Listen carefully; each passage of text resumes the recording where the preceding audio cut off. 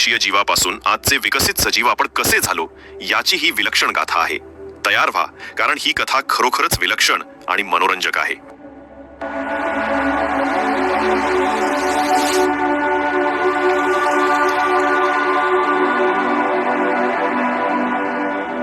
सुमारे 450 कोटी वर्षांपूर्वी आपली पृथ्वी म्हणजे वितळलेल्या खडकांचा एक खूप गरम गोळा होती. हळूहळू तिचा पृष्ठभाग थंड झाला आणि त्याचे जाड कवच तयार झाले. पण ज्वालामुखींमधून सतत वायू बाहेर पडतच होते. त्या वायूंच्या बाष्पामुळे आणि कार्बन डायऑक्साईडमुळे पृथ्वीभोवती दाट ढग जमा झाले. त्यानंतर पाऊस पडायला सुरुवात झाली. हा पाऊस लाखो वर्षे सतत कोसळत राहिला. त्यामुळे पृथ्वीचे खोलगट भाग पाण्याने भरले आणि आपले महासागर तयार झाले. महासागरांमध्ये खनिजे, ज्वालामुखींची ऊर्जा आणि वीज यांच्यामुळे रासायनिक क्रिया सुरू झाल्या. शेवटी पृथ्वीवर महासागर, वातावरण आणि वेळ या 3 गोष्टी जीवन सुरू होण्यासाठी तयार होत्या. आणि मग जीवनाची सुरुवात झाली. पृथ्वीवर जीवन नेमकं कसं आलं याबद्दल शास्त्रज्ञांमध्ये 2 मुख्य मतं आहेत. एक म्हणजे पॅन्स्पर्मिया, जी म्हणते जीवनाचे छोटे घटक आकाशगंगेतून कुठल्या तरी ठिकाणाहून पृथ्वीवर आले. दुसरी कल्पना आहे ॲबायोजेनेसिस, ज्यानुसार निर्जीव रासायनिक गोष्टींपासून जीव आपोआप तयार झाले. सुरुवातीला साधे रासायनिक कण एकत्र येत तुटत राहिले. खूप प्रयत्नांनंतर एका क्षणी एका प्रणालीने स्वतःची कॉपी करायला शिकली. हीच जीवनाची पहिली आणि मोठी यशस्वी पायरी ठरली, ज्यातून पहिला एकपेशीय जीव जन्माला आला. ही पहिली पेशी जरी नाजूक असली तरी तिच्यात जीवनाचे नियम सुरू झाले होते. आज पृथ्वीवरचे आपण सर्व सजीव एकाच मूळ पूर्वजाचे वंशज आहोत. त्याचे नाव आहे LUCA. Last universal common ancestor, म्हणजे आपला सर्वांचा पहिला सामान्य पूर्वज.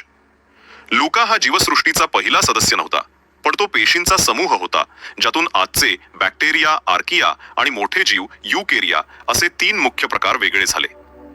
लुका प्रोटीन बनवण्यासाठी रायबोसोमचा वापर करत होता आणि त्याची माहिती डीएनए मध्ये साठवत होता. विशेष म्हणजे हीच डीएनए आणि रायबोसोमची यंत्रणा आजही आपल्या प्रत्येक पेशीमध्ये तशीच काम करत आहे. शास्त्रज्ञांच्या मते लुका कमीत कमी 350 कोटी वर्षांपूर्वी अस्तित्वात होता. सुमारे 350 कोटी वर्षांपर्यंत पृथ्वीवर फक्त एक पेशीय जीवच होते, ज्यात उत्परिवर्तन म्हणजेच म्युटेशन्स आणि नैसर्गिक निवडीमुळे हळूहळू बदल झाले. यातूनच बॅक्टेरिया आणि आर्किया असे पहिले मोठे विभाजन झाले. 247 ते 210 कोटी वर्षांपूर्वी सायनोबॅक्टेरियाने प्रकाश संश्लेषण म्हणजेच फोटोसिंथेसिस शोधून ऑक्सिजन तयार केला. याला ग्रेट ऑक्सिजनेशन इव्हेंट म्हणतात. आणि यामुळेच पृथ्वीचे वातावरण ऑक्सिजन युक्त झाले. या नव्या ऑक्सिजनने भरलेल्या जगात एक अद्भुत घटना घडली, ज्यामुळे पेशींचे नियम बदलले. एका पेशीने दुसऱ्या पेशीला गिळले, पण तिला ते पचवले नाही. त्या गिळलेल्या पेशीचे मायटोकॉन्ड्रियामध्ये रूपांतर झाले. हे मायटोकॉन्ड्रिया म्हणजे पेशीसाठी एक कायमस्वरूपी ऊर्जेचे केंद्र बनले. ही एंडोसिम्बायोसिस प्रक्रिया होती, ज्यातून पुढे युकॅरियोट नावाच्या मोठ्या पेशी तयार झाल्या, ज्यामुळे पुढे झाडे आणि शेवाळात क्लोरोप्लास्ट तयार झाला. एंडोसिम्बायोसिसमुळेच बहुपेशीय शरीर बनवण्यासाठी आवश्यक असलेली ऊर्जा आणि रचना मिळाली. याच सहकार्यातून पहिले साधे बहुपेशीय सजीव जसे की आजच्या समुद्रातील स्पंज किंवा जेलीफिशचे पूर्वज तयार झाले. सुमारे 60 कोटी वर्षांपूर्वी समुद्रात साधे जीव दिसू लागले आणि त्यानंतर 53 ते 54 कोटी वर्षांपूर्वी अचानक अनेक नवीन शरीर रचना तयार झाल्या. या मोठ्या बदलाला कॅम्ब्रियन स्फोट म्हणतात. या काळात जीवांच्या अंगावरील शिंपले कडक झाली आणि त्यांना संरक्षणासाठी काटे आले. सर्वात महत्त्वाचे म्हणजे त्यांचे डोळे विकसित झाले. नुसते प्रकाशाचे ठिपके पाहण्याऐवजी ते आता तीक्ष्ण पाहू लागले. पाहिलेली माहिती साठवण्यासाठी आणि त्यावर प्रक्रिया करण्यासाठी छोटा मेंदू तयार झाला. कालांतराने काही जीवांमध्ये पाठीचा कणा आणि कल्ले विकसित होऊन ते सुरुवातीचे मासे बनले. मात्र समुद्रात शिकारी वाढल्याने खुले पाणी आता धोकादायक बनले होते. या शिकारींपासून वाचण्यासाठी अनेक मासे उथळ आणि गरम पाण्यात लपायला गेले, पण तिथे ऑक्सिजन कमी होता. ऑक्सिजन कमी असल्यामुळे माशांपुढे एक मोठी समस्या उभी राहिली होती. यावर उपाय म्हणून त्यांनी एक अनोखी गोष्ट केली, जी त्यांच्या आधी कोणत्याही जीवाने केली नव्हती. या माशांनी आपले तोंड पाण्याबाहेर काढले आणि हवेतला ऑक्सिजन घ्यायला सुरुवात केली.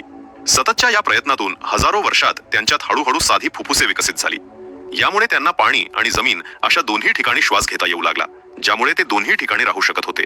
सुमारे 37.5 कोटी वर्षांपूर्वी टिक्तालिक नावाचा एक मासा उथळ पाण्यात राहायचा.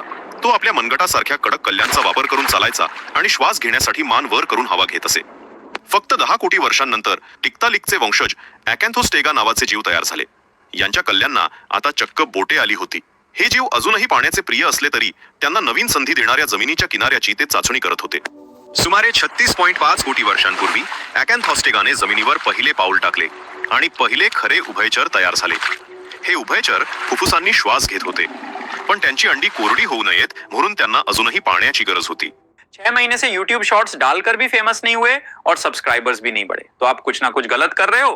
मिलियंस में व्यूज चाहिए और फेमस होना है तो क्राफ्टो ऐप यूज करो. इसमें रेडीमेड ट्रेंडिंग शॉर्ट्स मिलते हैं, वो भी आपके नाम और फोटो के साथ. म्हणून त्यांना अजूनही पाण्याची गरज होती. इच्थिओस्टेगा आणि टेमनोस्पॉन्डिल्स सारख्या या सुरुवातीच्या उभयचरांनी ओल्या जमिनींवर करोडो वर्ष राज्य केले. मात्र हवामान बदलले आणि ओल्या जमिनी सुकून कोरड्या झाल्या. या कोरड्या वातावरणात तग धरण्यासाठी काही उभयचरांची त्वचा अधिक जाड आणि कोरडी झाली आणि सर्वात महत्वाचे म्हणजे ॲम्निओटिक अंडे विकसित केले.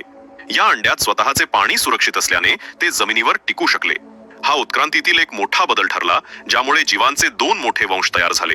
सॉरॉप्सिड्स, जे सरपटणारे प्राणी, पक्षी आणि डायनासोरचे पूर्वज बनले,